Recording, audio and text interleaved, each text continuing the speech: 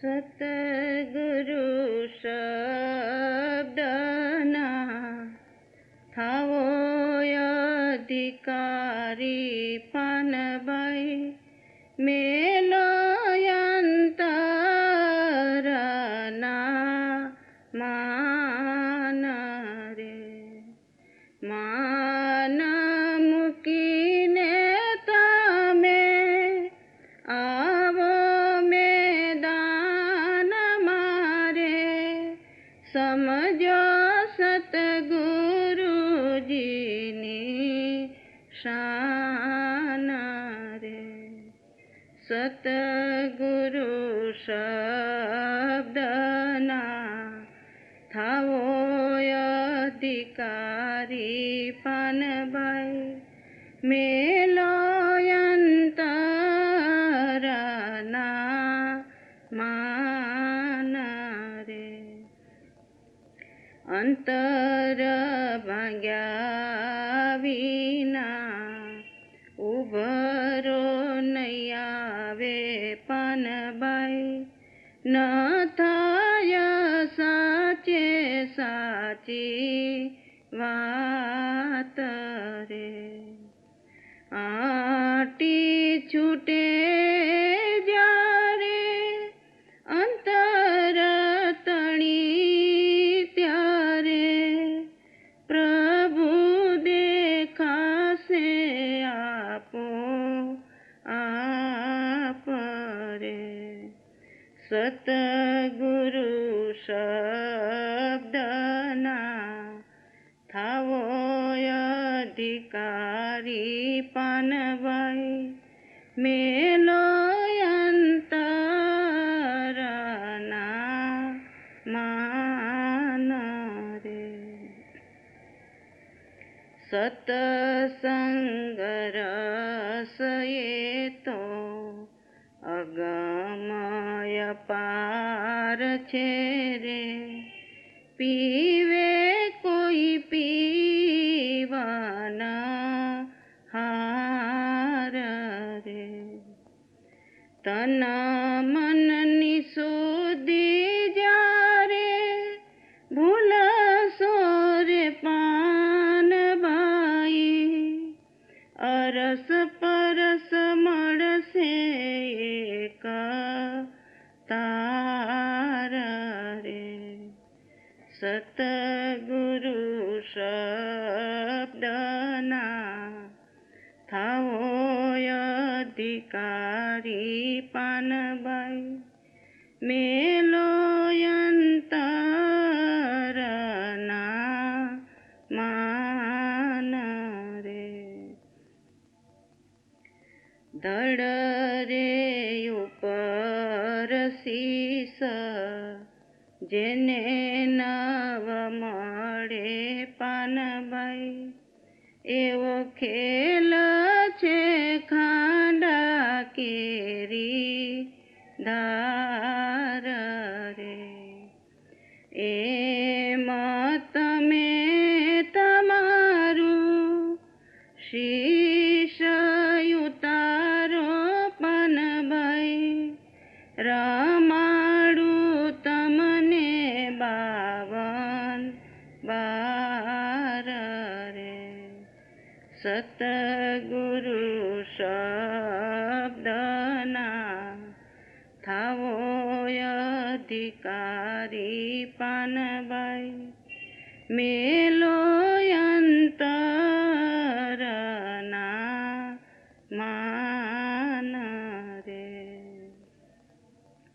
હું અને મારું એ તો મનનું છે કારણ પાનભાઈ એ મન જો દણી મટી જાય રે એ મન જો ધણી મટી જાય રે ગંગા સતી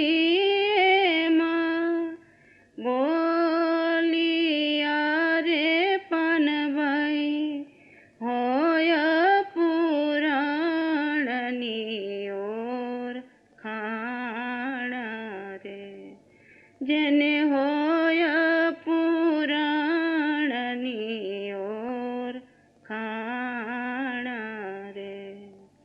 સતગુરુ શબ્દના થાઓ અધિકારી પાનભાઈ મેલો અંતરના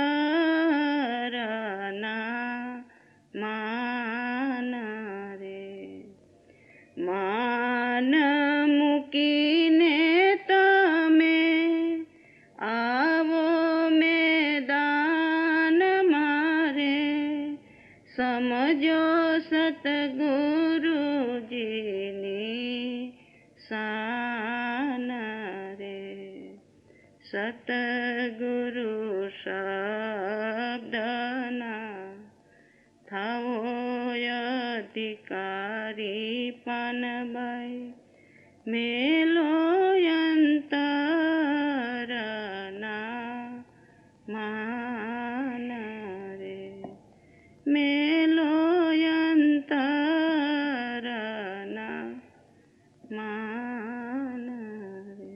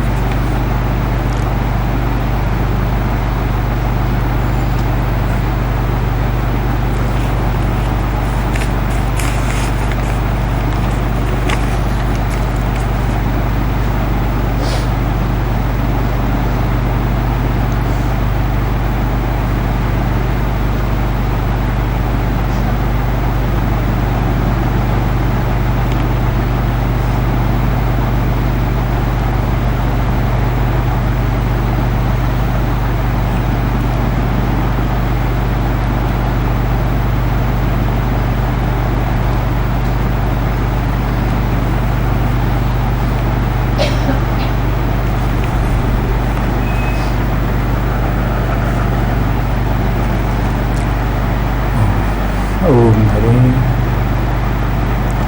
ओम हरि ओम हरि.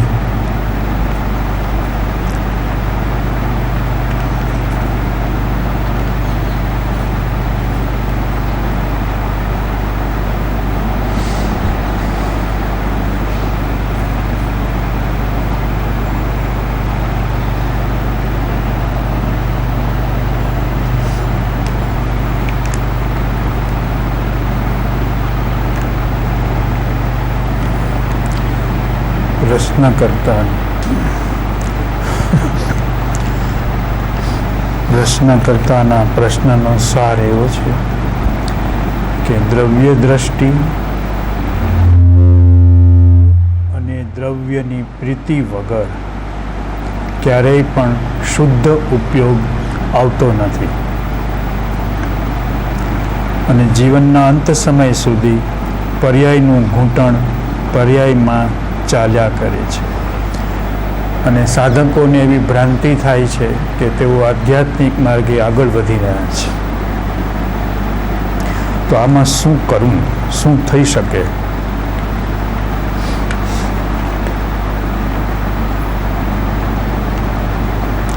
આવી રીતે પર્યાયમાં બેસીને પર્યાયનું ઘૂંટણ કરવાથી આત્મા હાથ કોઈ દિવસ આવે નહીં.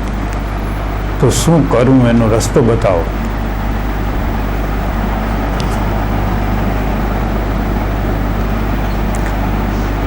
પ્રશ્નકર્તા પૂછે છે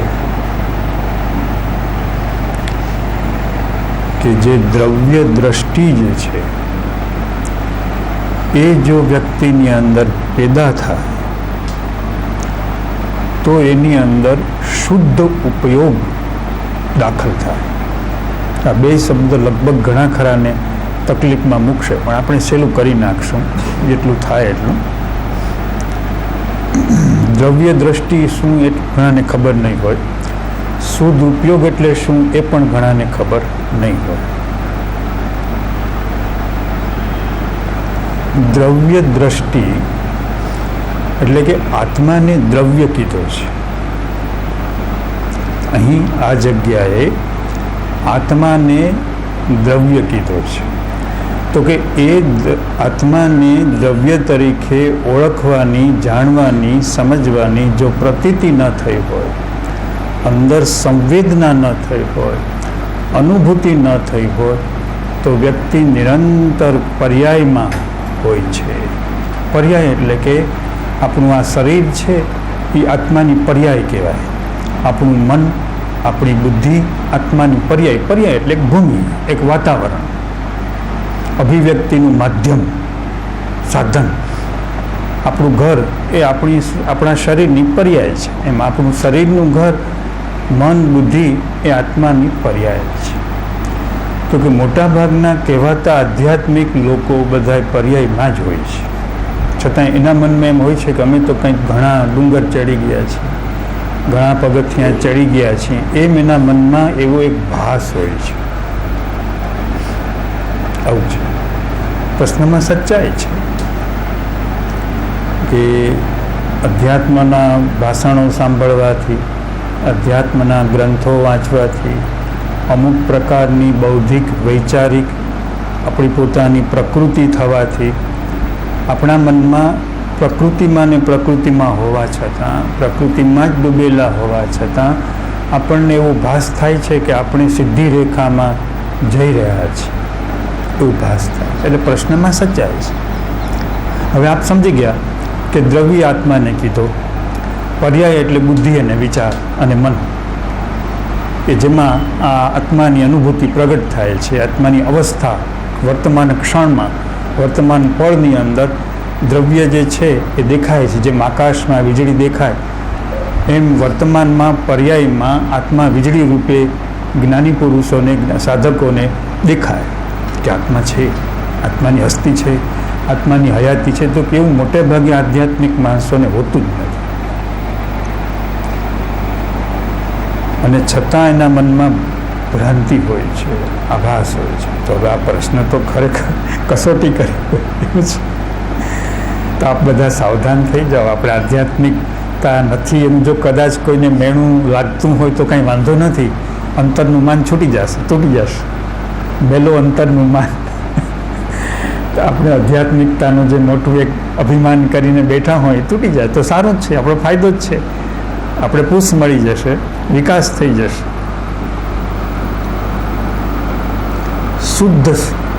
શુદ્ધ ભાવ આવતો નથી એમ કહે છે. હવે તમને શુદ્ધ ભાવમાં પણ શુદ્ધ ભાવ શબ્દ સહેલો છે, પણ શુદ્ધ ભાવ એટલે શું એ સમજવું ઘણાને મુશ્કેલ છે કે શુદ્ધ ભાવ એટલે શું. તો એને નેગેશનથી પકડવું પડે કે આપણી જે પ્રકૃતિ છે એ પ્રકૃતિ શેની બનેલી છે, તો એના ઉપરથી આ શુદ્ધ ભાવ પકડાશે. આપણી જે પ્રકૃતિ છે એ 3 ગુણોની બનેલી છે. કયા 3 ગુણો છે કે સત્વગુણ, રજોગુણ અને તમોગુણ. તો કે આખું જગત આ 3 ગુણોમાં રમે છે. અહીં ગંગા સત્યે કીધું કે તમે મેદાનમાં આવો તો હું તમને 52 બારામાં રમાડું. 52 બારા એમાં હું તમને રમાડું. તો આપણે બધાને પ્રકૃતિના 3 ગુણો છે, સત્વગુણ, રજોગુણ અને તમોગુણ. આ 3 ગુણો દરેક વ્યક્તિમાં જુદે જુદે સમયે 24 કલાક પ્રગટ થયા કરતા હોય છે. કુટુંબના માણસોમાં પણ જ્યારે કુટુંબના જેટલા સભ્યો હોય બધાનો એક જ સમયે એક જ પળમાં સત્વગુણ આવ્યો હોય ત્યારે આખા કુટુંબમાં અનુરાગ દેખાય, બધાની પ્રીતિ દેખાય, સંભાવ દેખાય, બધા આનંદ કરતા હોય, મોજ કરતા હોય કુટુંબમાં. પણ કાંઈ સત્વગુણ પ્રકૃતિમાં 24 કલાક બધા જ 4 માણસો હોય તો ચારે કાંઈ એકી સાથે રહીએ નહીં. એક માણસનો સત્વગુણનો પ્રકૃતિનો ટાઈમ પૂરો થતો હોય ને રજોગુણ શરૂ થતો એટલે તરત જ માનસિક કલહ શરૂ થઈ જાય.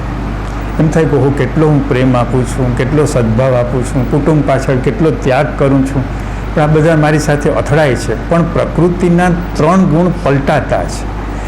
એટલે જ્યારે કોઈ પણ 2 વ્યક્તિ વચ્ચે મેળ પડે છે ત્યારે પ્રકૃતિના ગુણનો મેળ પડી જાય છે. એટલે પ્રકૃતિના ગુણનો મેળ પડી જાય એટલે વ્યક્તિ એવો પોરસ કરે છે કે આ મારો સારો સ્વભાવ છે, પણ એનો સ્વભાવ નથી, એ પ્રકૃતિ પોતાનો ભાગ ભજવે છે. એટલે આ પ્રકૃતિના 3 ગુણો સત્વગુણ, રજોગુણ અને તમોગુણ. જ્યારે આપણને કોઈના પ્રત્યે સ્નેહ થાય છે અને બીજાને પણ આપણા પ્રત્યે સ્નેહ થાય છે તો 2 જણાનો સામસામો સાત્વિક ગુણ આવ્યો હોય છે. પણ 2 વચ્ચે એક પ્રકારનો અભાવ થઈ જાય છે તો 2માંથી એકમાં રજોગુણ આવ્યો હોય છે અથવા તો તમોગુણ આવ્યો હોય છે. તો આખું જગત આ 3 ગુણમાં રમે છે.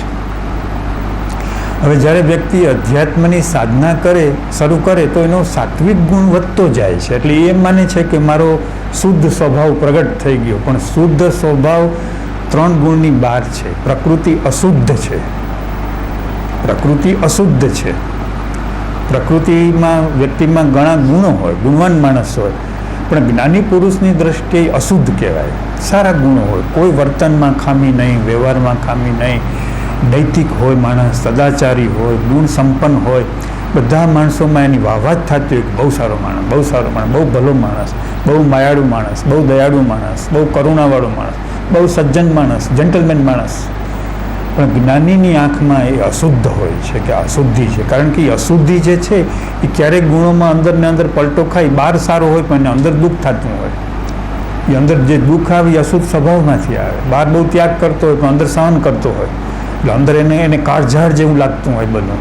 એટલે અંદર એનો ભોગવટો આવતો હોય. તો હવે એમ કહે છે કે શુદ્ધ ભાવ આવે તો જ એમ કે દ્રવ્ય દ્રષ્ટિ આવે. એ વાત સાચી કે શુદ્ધ ભાવ આવે તો જ દ્રવ્ય દ્રષ્ટિ આવે. એટલે આપ સમજી ગયા કે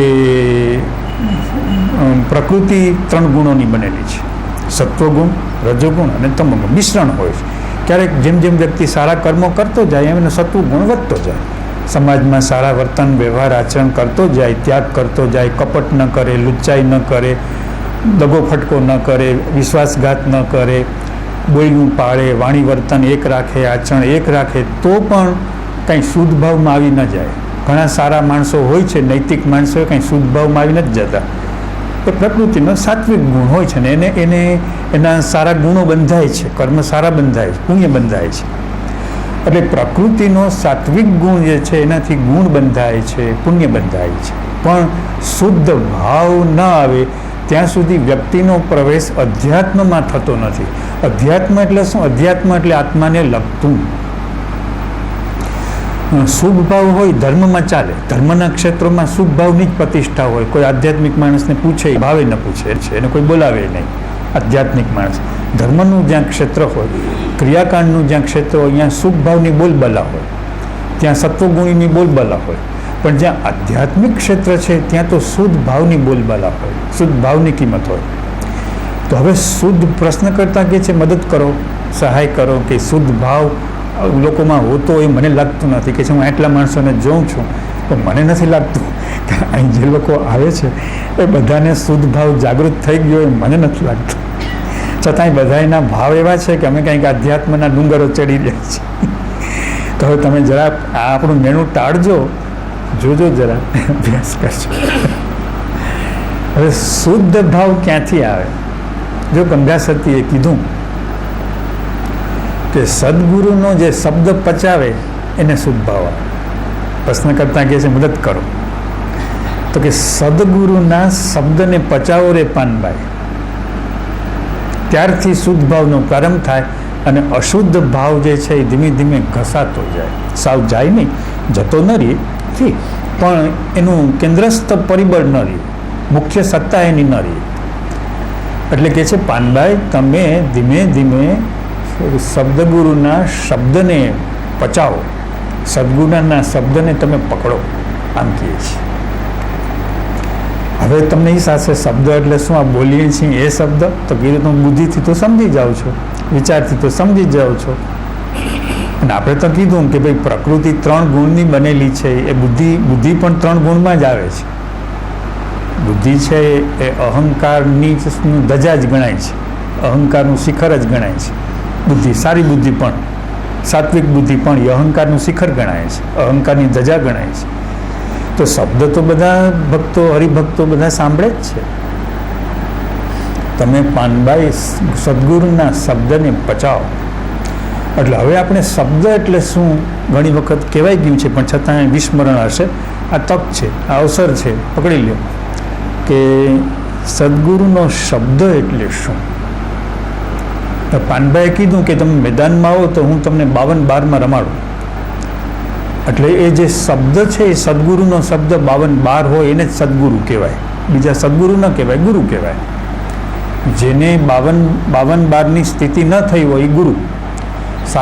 સારો ઉપદેશ આપે, લોકોને સારી સલાહ આપે, લોકોને સારા ગુણવાન કરે, લોકોના અવગુણો ઘટાડે, સારે માર્ગે વાળે, તો કે ગુરુ છે. એની પાસે પ્રકૃતિના 3 ગુણ છે, પણ સદગુરુ જે છે એની ફિકર જ ન કરે.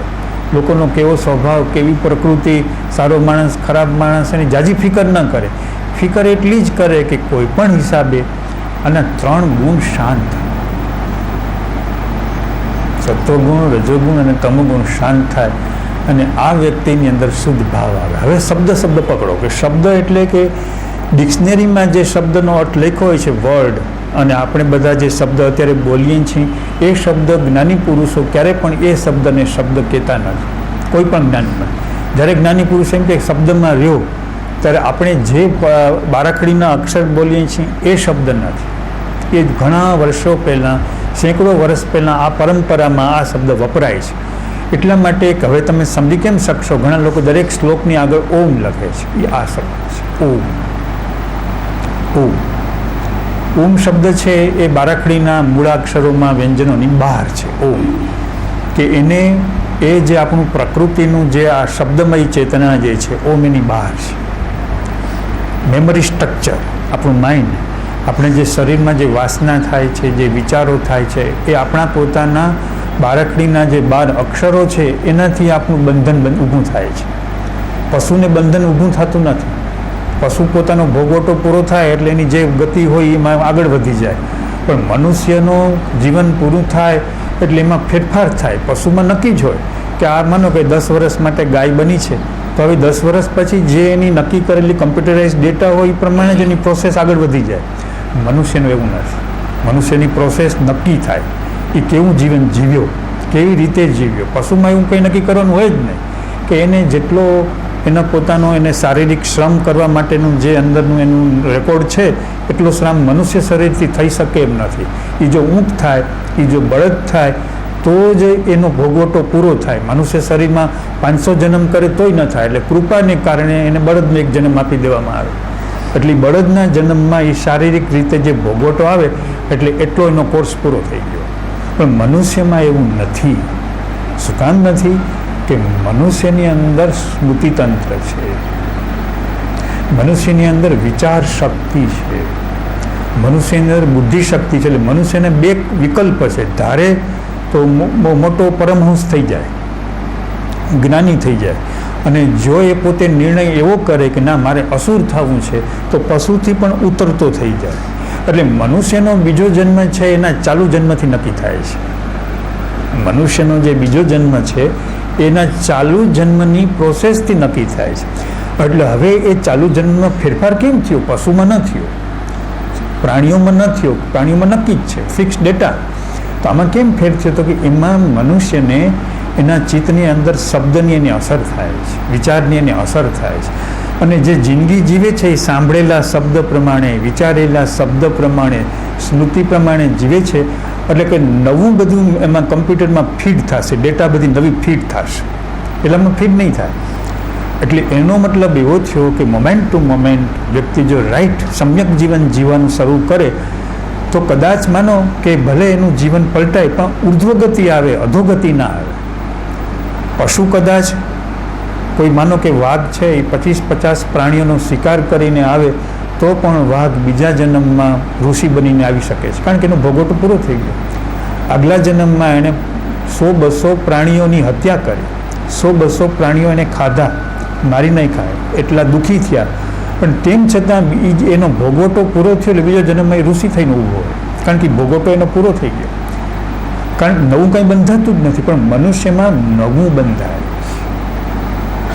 વિચાર શક્તિને કારણે, એની ભાવનાને કારણે, એની વાસનાને કારણે. એટલે પશુનો અર્થ શું થાય છે?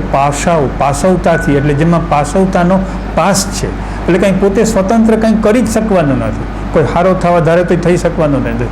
એટલે મનુષ્ય સારો થઈ શકે છે, ભલો થઈ શકે છે, માયાળુ થઈ શકે છે, દયાળુ થઈ શકે છે, પરોપકારી થઈ શકે છે, પોતાનું હિત બીજાનું પોતાનું કલ્યાણ કરી શકે છે, બીજાનું કલ્યાણ કરી શકે છે. મનુષ્ય સિવાયની જે શરીર સૃષ્ટિ છે એ કરી શકતી નથી. આપણે શું સમજવા બેઠા છીએ કે મનુષ્યને જે શુદ્ધ ભાવ કેમ પ્રગટ થતો નથી? અને શબ્દ હોય, પાનબાઈ ગંગા સતી એમ કહે છે કે જો શબ્દનો તમને ગુરુદેવ પચાવી જાય તો તમે 52-12માં આવી જાઓ, તો આ જે ભાઈએ પ્રશ્ન કર્યો એ શુદ્ધ ભાવમાં તમે આવી જાઓ. એમાં આપણે જવું છે એટલે જઈ રહ્યા છીએ. એટલે હવે જો એ વાત નક્કી થઈ ગઈ કે પશુ સૃષ્ટિને ક્રૂર વર્તન કરે, હિંસક વર્તન કરે, કોઈને મારી નાખે, તો પણ એને કોઈ કર્મનો બાધ એને આવવાનો નથી. પણ મનુષ્ય નહીં જેવું સાધારણ ખોટું કર્મ કરે તો પણ એને એટલું બધું સેન્સિટિવ એનું યંત્ર છે, કોમ્પ્યુટરથી પણ સેન્સિટિવ, કે એમાં એની નોંધ થઈ જાય અને નોંધ પ્રમાણે એની ગતિ આવે. તો હવે આ ગંગા સતી એમ કહે છે કે આપ સદગુરુનો શબ્દ પચાવો.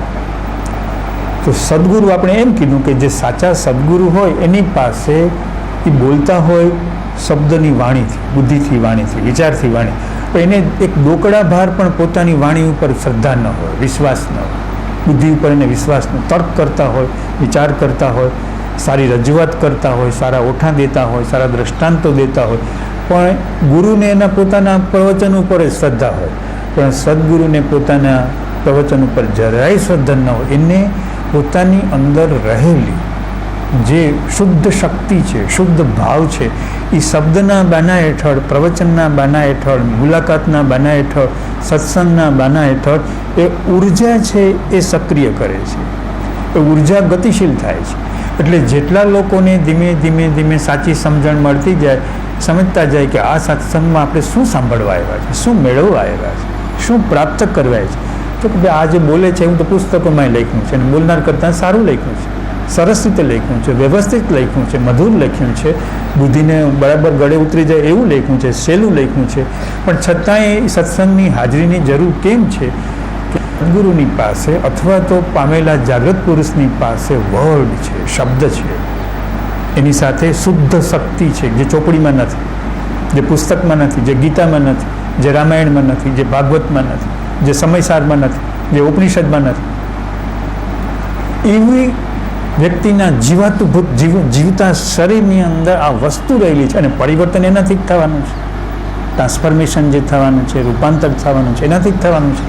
હવે એમાં તમે ફરી પાછા એ શબ્દ ઉપર આવી જાય કે પાનભાઈ તમે આ શબ્દ માર્યો, એટલે શબ્દ એટલે વર્ડ, કેટલાક એને વચન, કે સદગુરુના વચન માર્યો, સદગુરુના વિશ્વાસ માર્યો, કે એની જે ધારા છે એમાં રહો.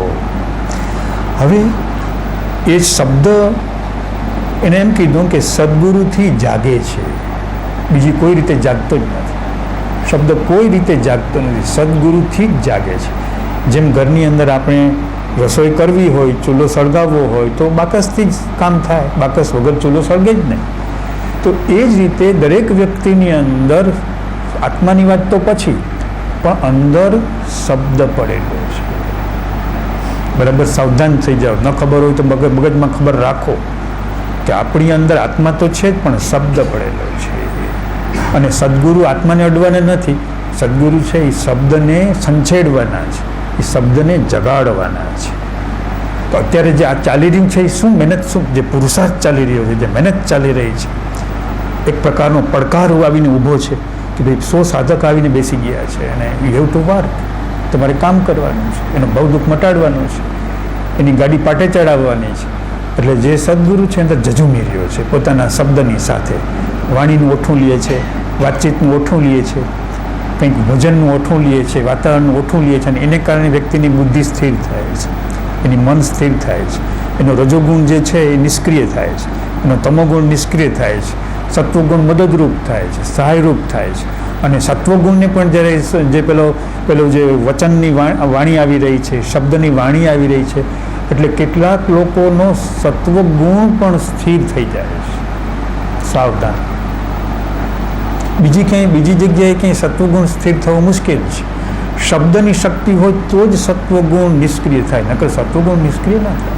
કારણ કે સત્વગુણ સુખ આપે છે, રજોગુણ સુખ ના આપે, તમોગુણ સુખ ના આપે, પણ સત્વગુણ વ્યક્તિને સુખ આપે છે, પ્રસન્નતા આપે છે. આંખ બંધ કરીને બેઠા હો અને સાત્વિકતાનું વાતાવરણ થઈ જાય, પ્રસન્નતાનું વાતાવરણ થઈ જાય, ભાવનું વાતાવરણ થઈ જાય, પૂજાનું વાતાવરણ થઈ જાય, ભગવાનની વાતો થતી હોય, ગુરુની વાતો થતી હોય, એટલે સત્વગુણ સુખ આપે. એટલે સત્વગુણથી વ્યક્તિને છૂટવાની ઈચ્છા ન થાય. રજોગુણથી હજી ભાગે, ચાલો હવે નિરાંત કરો જરા, બહુ ભટક્યા, બહુ રખડ્યા, બેસો. એટલે વ્યક્તિને રજોગુણથી નિવૃત્ત થવાની ઈચ્છા થાય, તમોગુણથી નિવૃત્ત થવાની ઈચ્છા થાય, પણ સત્વગુણથી નિવૃત્ત થવાની ઈચ્છા ન થાય. એટલે પ્રશ્નકર્તાને હું પહેલું સ્ટેપ મૂકી રહ્યો છું કે વ્યક્તિને સત્વગુણ છે એ પણ જન્મ મરણમાં બાધક છે. આવી એને પ્રતીતિ મગજમાં સેટ થઈ જવી જોઈએ, મેમરાઇઝ થઈ જવી જોઈએ, બસ રજિસ્ટર્ડ થઈ જવી જોઈએ કે સત્વગુણ પણ જન્મ મરણમાં ભલે મને સુખ આપે, શાંતિ આપે, પ્રસન્નતા આપે, પણ મને સત્વગુણ પણ બાધક છે. આવો સંસ્કાર, આવું બીજ દરેક સાધક ભગવાનના અંતઃકરણની અંદર સેટ થઈ જવું, ગોઠવાઈ જવું, બેસી જવું કે સત્વગુણ પણ બાધક છે. હવે કદાચ તમને સંભવ છે કે આધ્યાત્મિક માણસ તરીકે કોઈ વ્યક્તિ, કોઈ જ્ઞાની પુરુષ આવી અને એમ કહીએ, આમ બધાની આમ પરીક્ષા કરી લઈએ, ચિકિત્સા કરી લઈએ અને જોઈ લઈએ, આમ નજર કરી લઈએ કે આમાં કોઈ શબ્દવાળો માણસ દેખાતો નથી, જેની અંદર શબ્દ બીજ પાંગર્યું હોય અને શબ્દ બીજના પોતાના પમરાટમાં બેઠો હોય તો કેવું કોઈ લાગતું નથી. પણ જો વ્યક્તિના ચિત્તમાં આ પ્રતીતિ બેસી ગઈ કે શબ્દ વગર મિથ્યા છે, વચન વગર મિથ્યા છે, માત્ર સત્વગુણથી આધ્યાત્મિક થવાશે નહીં. આધ્યાત્મિક થવું છે શું કામ? કે જન્મ મરણ કાપવા છે, માટે આ કંઈ શોખ નથી. કંઈ મગજ મનમાં આપણને કંઈ, જેમ કેટલાક લોકોને એક રંગીન મનોવૈજ્ઞાનિક ગ્રીનરી હોય અને ગ્રીનરીને કારણે અધ્યાત્મની શિબિરમાં હોય, તો કે એવું નથી. એને આધિ વ્યાધિ ઉપાધિની ખતરો જોયો છે, ડેન્જર જોયું છે, અને ખતરાનો સામનો કરવા માટે વ્યક્તિ અહીં બેઠી છે કે મારે આધિ વ્યાધિ ઉપાધિમાંથી બહાર નીકળવું છે, એટલે બેઠી છે. હવે જો એક પ્રતીતિ બેસી ગઈ હોય તો જ્ઞાનીની કરુણા હોય ને હોય છે. પ્રતીતિ બેસી જાય કે એને હજી શબ્દ જાગ્યો નથી, પણ એને પોતાને વ્યવહારિક દ્રષ્ટિએ એના મગજમાં પ્રતીતિ બેસી ગઈ છે કે મારે પ્રકૃતિના 3 ગુણોથી બહાર ઉઠવું છે.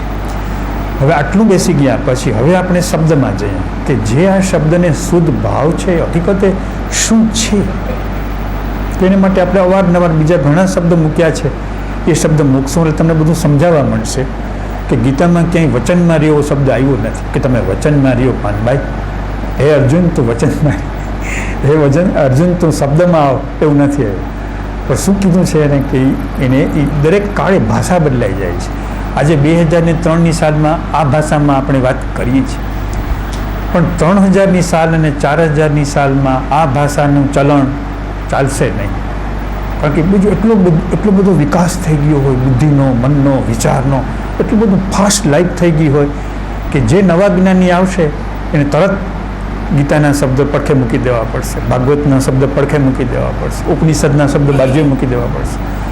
અને જે વર્તમાન જીવનની અંદર મનુષ્યના મનમાં જે શબ્દ એને અસર કરતો હોય એવો શબ્દ લેવો પડશે. એટલે ગીતાની અંદર જે વચન શબ્દ નથી, તમે વચનમાં રહ્યો, તમે શબ્દ, હે અર્જુન તું શબ્દમાં આવી જા. પણ એણે શું કીધું કે અર્જુન તને કોઈ કાળે આ તારી પ્રકૃતિથી કાંઈ સમજાય એવું નથી. પ્રકૃતિના 3 ગુણથી તને કાંઈ ત્રિગુણ, આ બધી ત્રિગુણી માયા છે. આ 3 ગુણની માયા છે. અને એ માયા કોઈને બહાર નીકળવા દેશે જ નહીં. માયા એમાં પકડી જ રાખશે, કારણ કે એનું સારું લાગશે, મીઠું લાગશે, પ્રસન્નકારી લાગશે. એટલે 3 ગુણી માયા છે. અને જ્યારે પણ તું સાચા અર્થમાં સદગુરુની સાથે સંબંધ રાખીશ, મારી સાથે જ્ઞાન પ્રત્યે તને પ્રીતિ થશે, વ્યવહારનો સંબંધ ગૌણ કરીશ, રાજકારણનો સંબંધ ગૌણ કરીશ, સમાજ વ્યવહારનો સંબંધ ગૌણ કરીશ, અને મારી અંદર રહેલી આ શક્તિને જ તું કેન્દ્રમાં રાખીશ, તો કે છે તને પરાબુદ્ધિની પ્રાપ્તિ થશે. હવે આ શબ્દ પકડી લેજો, પરાબુદ્ધિ. એટલે કોઈ બીજે સત્સંગમાં કોઈ બીજો શબ્દ વપરાતો હોય તો મૂંઝાશોમાં, કન્ફ્યુઝ ન થશે. કારણ કે કેટલાક લોકો કોઈ શબ્દ વાપરે, કોઈ શબ્દ વાપરે, કોઈ શબ્દ વાપરે. તો કે તને હું પરાબુદ્ધિ આપીશ. પરાબુદ્ધિ શું ચીજ છે? તો કે પ્રકૃતિના 3 ગુણથી ઉપરની ચીજ છે. એ સત્વગુણી નથી, રજોગુણી નથી અને તમોગુણી નથી. હવે કેટલાક લોકો એ પરાબુદ્ધિ શબ્દ પણ નથી વાપરતા. એમ કહે છે પતંજલિ યોગમાં અને બીજા બધા યોગમાં અને ઉપનિષદોમાં અને એ બધાની અંદર એમ કહે કે કેટલાક સાધકોને સદગુરુના સંગથી એની પ્રજ્ઞા શક્તિ જાગૃત થઈ જાય છે. એની પ્રજ્ઞા શક્તિ જાગૃત થયા. તો કે આ પ્રજ્ઞા શક્તિ શું ચીજ છે? તો એ જે પ્રજ્ઞા શક્તિ જે છે, તો કે જે એ સત્વગુણ નથી, રજોગુણ નથી, તમોગુણ નથી. એનું બીજ પ્રકૃતિમાં નથી, એ પ્રકૃતિની બહાર છે. તો કે એ પ્રજ્ઞા શક્તિ જાગૃત થઈ તો કે પોતાના આત્માથી થાય? તો કે કોઈ દિવસ ન થાય. પોતાના આત્માથી કોઈક અપવાદરૂપ હોય છે. પાછું ક્યાંક લાખે કરોડે અપવાદ હોય છે કે એ શક્તિ જાગેલી જ હોય, જન્મ થયો હોય ત્યારે જ જાગેલી હોય, પછી પ્રશ્ન નથી રહેતો. બાય બર્થ વ્યક્તિનો જન્મ થાય તો જન્મતી વખતે જ એ વ્યક્તિની પ્રજ્ઞા શક્તિ કોઈ અકળ કારણોસર જાગેલી હોય. તો હવે એને કોઈ બીજા ગુરુને શોધવા જવા પડે નહીં, કોઈ જગ્યાએ જવું પડે નહીં, કંઈક એની જાગેલી શક્તિ છે. તો આવું ક્યાંક બને. પણ જનરલ નિયમ એવો છે કે દીવાથી દીવો પ્રગટે છે, દીવાથી દીવો પ્રગટે છે. એટલે કે જે માણસની અંદર એની જે પ્રજ્ઞા, કારણ કે આત્મા તો નિષ્ક્રિય છે, આત્મા કંઈ કરતો જ નથી, પણ એની અંદર પડેલી જે પ્રજ્ઞા શક્તિ જે છે એ સામેના માણસને વર્તાય છે, એને ટચ કરે છે. જેમ વરસાદ વરસે તો ખબર પડે કે ભાઈ પાણી પડ્યું, આગ વરસતી હોય તો ખબર પડે કે આગ વરસી. એમ પ્રજ્ઞા શક્તિ જે છે એનો વ્યક્તિને અનુભવ થાય છે, અનુભૂતિ થાય છે. આત્માનો અનુભવ ન થાય, પણ પ્રજ્ઞા શક્તિનો અનુભવ થાય છે, શબ્દનો અનુભવ થાય છે, વચનનો અનુભવ થાય છે. અને જગતના કેટલાક લોકોએ મૂળ પુરુષોની વાણીના સંચય કર્યા છે. એમ જગતના જેટલા મૂળ પુરુષો જેટલા છે, જેટલા તત્વજ્ઞાન છે, એ બધામાં જ વાત છે. કોઈ બીજા બધી સંસ્કારોની વાત જુદી જુદી હશે, વ્યવહારની વાત જુદી જુદી હશે, પણ જગતનો એક પણ તત્વજ્ઞાન, એક પણ ધર્મ એવું નથી કે જેને આ મુદ્દે જેમાં સહમતિ ન હોય. બધા સહમત છે. તમે યહૂદી ધર્મ લ્યો, ક્રિશ્ચન ધર્મ લ્યો, ઇસ્લામ ધર્મ લ્યો, બુદ્ધ ધર્મ લ્યો.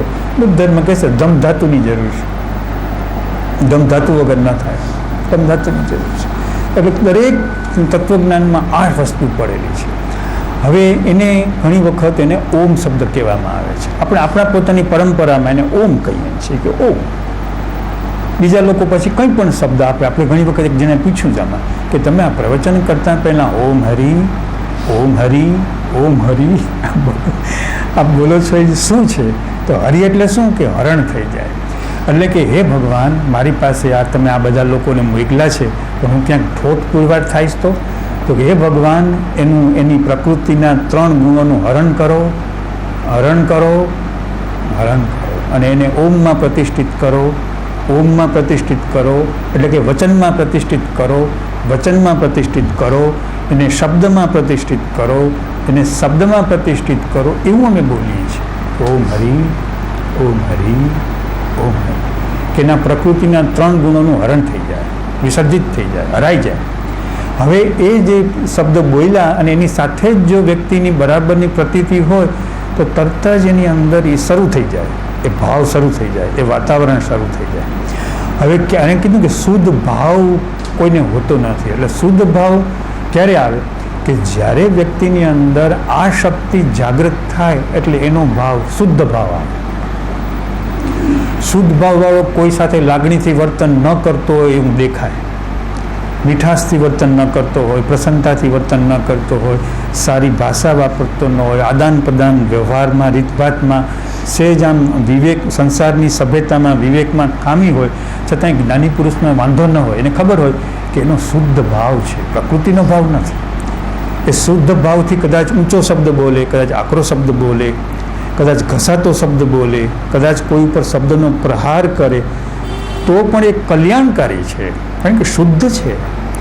જ્યારે પ્રકૃતિનો કોઈ શબ્દ ખૂબ ઘણા માણસ બહુ પ્રકૃતિના વ્યવહારમાં બહુ લાગણીશીલ હોય, અતિશય લાગણીશીલ હોય, પણ એ બધું પ્રકૃતિના ફેરા વધારનારી વસ્તુ છે. સતત લાગણી જ પ્રગટ કરી રાખે, લાગણી બાળકો પ્રત્યે, મોટેરાઓ પ્રત્યે લાગણી લાગણી લાગણી લાગણી, એટલે આત્મા વ્યક્તિનો નિર્માલ્ય થઈ જાય, એનું તેજ નિર્માલ્ય થઈ જાય. લાગણી છે એ તો વ્યવહારમાં કટુતા ન આવે એની સાવધાની માટે છે. જેમ આપણે રસ્તે ટ્રાફિકમાં સ્કૂટર ચલાવતા હોય અને ગળદી હોય ત્યાં હોર્ન લગાડીએ, પણ ગળદી ન હોય તો હોર્ન ન મારીએ. એમ લાગણી પ્રગટ કરાય જ નહીં.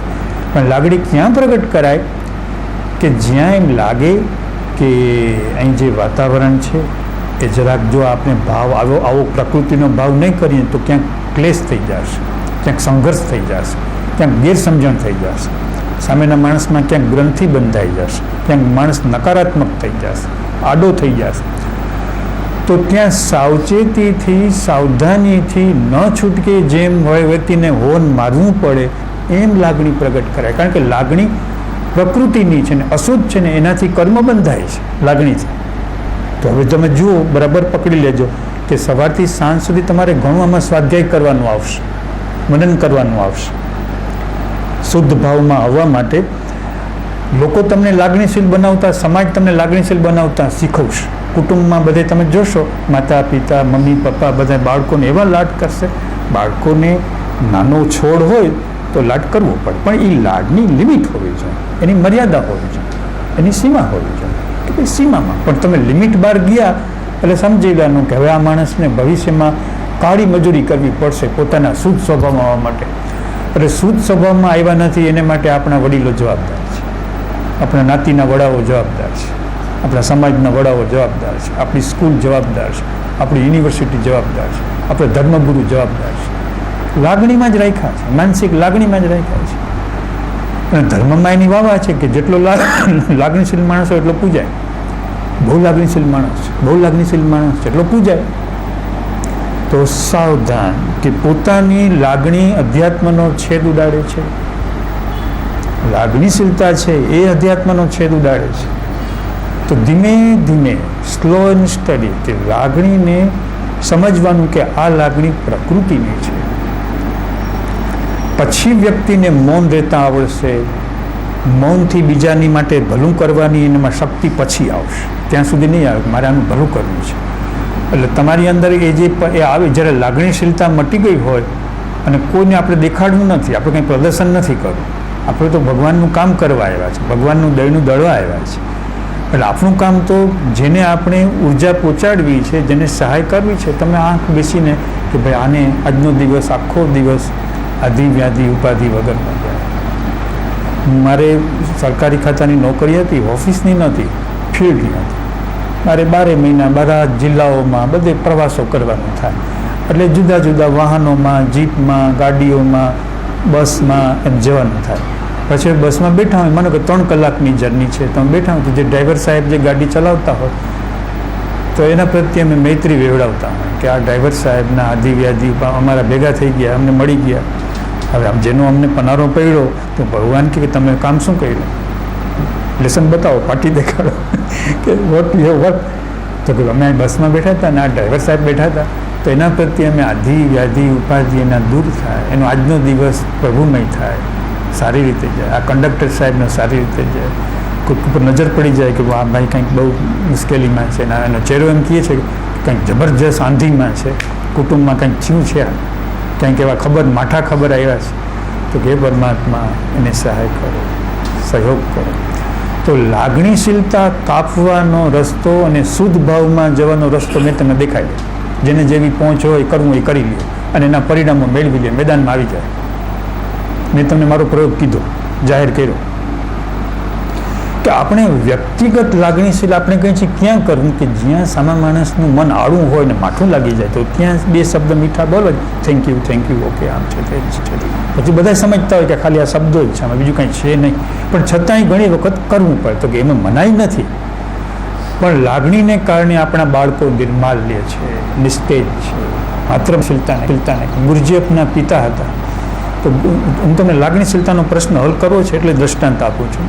તો ગુરુજી કે હું 4-5 વર્ષનો હતો ને અમારો મુલક બહુ ઠંડો, શૂન્યની નીચે 10, 12, 15, 20 ડિગ્રી ઠંડી હોય. આપણે માથે 15-17 ડિગ્રી હોય તોય બહુ ઠંડી પડે છે. તો કે અમારા મુલકમાં શૂન્યની ડિગ્રીની નીચે 15-20 ડિગ્રી, અને મારી 4-5 વર્ષની ઉંમર, અને અમારા ઘરથી 1 કિલોમીટર દૂર નદી. તો કે નિર્વસ્ત્ર ઉઘાડે કપડે, મને જાંઘીઓ પહેરવાની છૂટ નહીં, નાગડો ફૂગો, જા નદીએ નાવા જા અને નાઈને પાછો. 4-5 વર્ષની ઉંમરનો છોકરો, એના બાપ, એમ કહેવાય છે કે ગુરુજીનો બાપ હતો એ પરાજ્ઞાની વિજ્ઞાનના ક્ષેત્રનો મોટો ખાં હતો. ગુરુજીનો એ પોતે લખે છે એના જીવનમાં કે મારા પિતાને કારણે જ હું ઘડાણો છું, મારા પિતા મારા માસ્ટર છે, એનાથી જ હું બન્યો. તો કે મારી 4-5 વર્ષની ઉંમર આમ સુસવાટા મારતી હોય, લોકો પોતાના બ્લેન્કેટમાંથી બહાર ન નીકળે. તો કે એવે સમયે મારે નિર્વસ્ત્ર, જબલું પહેરવાનું નહીં, બાંડીયું પહેરવાનું નહીં, ચડીયું પહેરવાનું નહીં, એમને એમ જવાનું, નદીમાં ધુબાકા મારવાના અને ભીને શરીરે પાછળ. તો કે આજે હું તમારી સામે જે અનેક કષ્ટો ભોગવી રહ્યો છું, દુઃખો ભોગવી રહ્યો છું, અને છતાંય મને કાંઈ નથી. તો કે એનું કારણ મારા પિતા છે. હવે આપણે ભલે એવું કરવા ન જાય, ક્યાંક એવું કરવા જાય તો ક્યાંક શરીર ખોઈ બેસીએ, એટલે જે કાંઈ થતું હોય એ ન થાય. એટલે પછી આ તો સર્કસનો ખેલ છે, એમાં કંઈ દરેકે કંઈ સર્કસના ખેલાડી થવાની જરૂર નહીં. આપણે જોઈએ કે આ ખેલ ખેલી ગયો, પણ આપણે પડીએ, આપણે ન કરી શકીએ, પણ એમાંથી મુદ્દો તો પકડવો જ પડે, વાત તો પકડવી જ પડે કે લાગણીશીલતાને કારણે વ્યક્તિનો શુદ્ધ સ્વભાવ જાગૃત થતો. જે સંતોએ બાળપણથી દુઃખો ભોગવા, તમે એનો સર્વે કરવામાં આવે છે કે 1000 આત્મજ્ઞાની થયા. એ 1000 આત્મજ્ઞાનીની સવાર એની જિંદગીનું પગેરું મેળવવામાં આવે તો બધાએ ભારે દુઃખો વેઠા, સંકટો વેઠા, અપમાનો વેઠા, તિરસ્કારો વેઠા, દુઃખો વેઠા, આવું બધું વેઠું. એવામાંથી જ્ઞાની ઘણા આવ્યા, પણ જેને બાળપણથી જ રોઝીઝ ઓલ ધ વે, બધે ગુલાબ, તો એવામાંથી તો કોક આગલા જન્મનો કોઈ જોરદારનો કોઈ હોય ખાતાવાળો એ જ આવે છે, પણ પોતે પુરુષાર્થ કરીને કોઈ નથી આવતું. આ તો આગલા જન્મનો છે, એટલે આવા રોઝીઝમાં ગુલાબના દરિયામાંથી, દુનિયામાંથી જ્ઞાનમાં આવ્યો. નકર જ્ઞાનમાં તો જે માણસો કસાઈને આવે છે, બરાબર એની જે પ્રોસેસમાંથી આવે છે, અરણીમાં જે પેલું ઘસાય અને વિકાસ પામીને આવે છે, એ લોકો જ થાય છે. તો હવે મને એમ લાગે છે કે લાગણીના પ્રશ્નમાં હવે આપણે જાજુ ન બોલીએ, ને તો બીજો આ પ્રશ્નને વધારે જવામાં રહી જશે. પણ તમે આ પ્રશ્નને માત્ર માનસિક રીતે પકડશો નહીં, પણ બીજાને વધારે પડતી લાગણી દેવી નહીં. બીજાની વધારે પડતી લાગણી પ્રગટ કરતો હોય તો હાથ જોડવા કે ભાઈ સાહેબ, કાલ સવારે તું મારી આનાથી વિપરીત જવાનો છો, કારણ કે હું જો તારી લાગણીનો પડઘો નહીં પાડું તો તું તો વેર લેવાનો છો. લાગણીનો તમે પડઘો નહીં પાડી શકો તો મુશ્કેલીમાં મુકાઈ જવાના છો, તકલીફમાં મુકાઈ જવાના છો. એટલે લાગણીશીલતાને ઘટાડતા જવું અને યથાર્થતાને વધારતા જાઓ. અને જ્યાં પાછું વ્યવહારમાં ઓઇલિંગ કરવાની જરૂર કે ના, અહીં તો જરૂર પડશે જ, કારણ કે ક્લેશ થઈ જશે, કંકાસ થઈ જશે. નોકરી, ધંધો, વ્યવહાર, સગા સંબંધી, આડોશ પાડોશ, બધા સંબંધો બહુ જોખમી હોય છે, ખતરનાક હોય છે, આડા સંબંધો હોય છે. તો ત્યાં હોર્ન વગાડવું પડે, હોર્ન વગાડો, વિસલ મારો કે અહીં જરા લાગણી પ્રગટ કરો. તો હવે આ લાગણીનો પ્રશ્નમાંથી આપણે